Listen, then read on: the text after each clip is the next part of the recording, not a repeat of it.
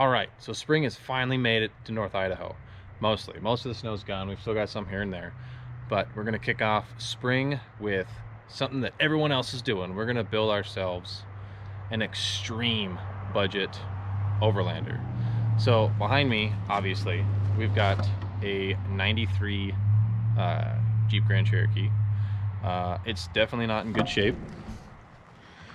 It's got some paint peels. The door doesn't seal. I already ripped the roof rack off. You missed that. Seats are broke. You know, it's 11. So we've got all those things coming. We're gonna get all that stuff fixed. But first, we've got to get a roof rack built for it because we've got a brand new Smitty built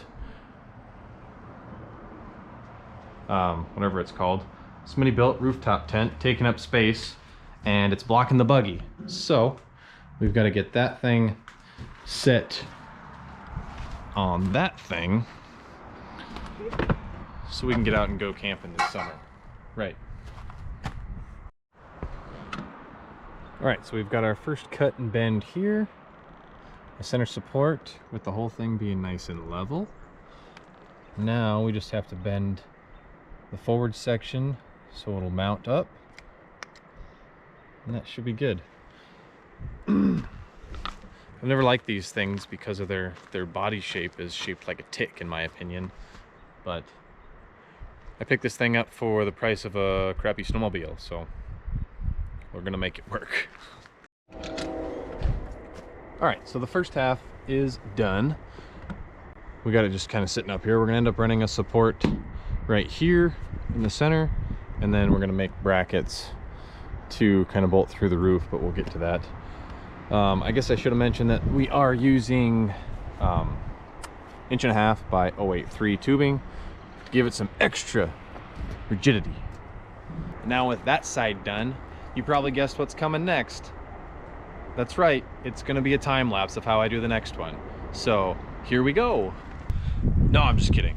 Nobody wants to see a Harbor Freight tubing bender being operated. So here is one tube, there's the other tube, and we've got some mounting spots here, and we're gonna get it tacked up. And then the worst part about this whole thing is drilling holes into the actual roof line, which always makes me shudder a little bit, but we're gonna make it happen. So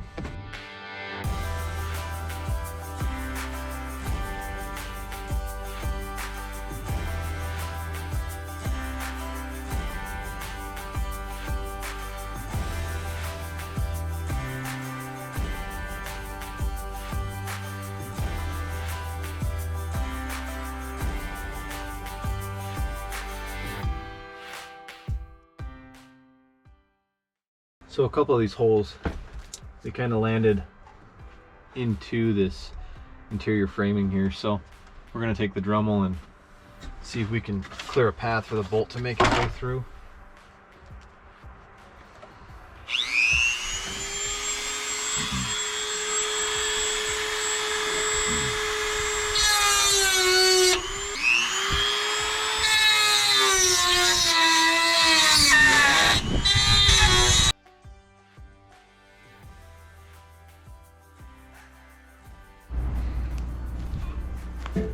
All right, so here's the finished product. Not too shabby for just kind of a cheap Jeep. Next thing we got to do is just paint it, and then we'll get it slapped on, and then we got to get the roof rack put in.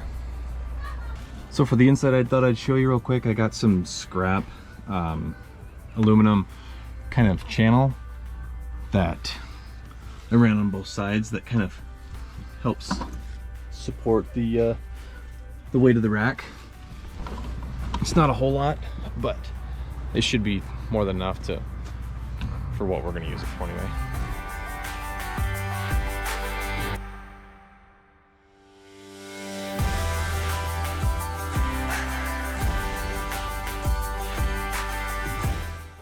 So for some reason, all of my GoPro footage was corrupted, and I lost everything that had to do with mounting everything on top of the Jeep. So that's super unfortunate, but this is what it looks like now. So here is the finished product. As you can see, there was some leakage, so we just went ahead and silicone that up. I ran some extra wires here for lights in the future, but all in all, it turned out absolutely ridiculous, exactly the way I wanted it to. It doesn't seem like it's really pulling too much on the engine. The 4-liter seems like it can keep up. But yeah, this is the old tBox Overlander Phase 1. So that's it. Thanks for watching Phase 1. Don't forget we've got the whatever it's called, the water bottle giveaway at 500 subs. And thanks for watching again, and we'll see you guys in the next one. Hopefully Phase 2 takes a little bit less time than Phase 1, so stay tuned.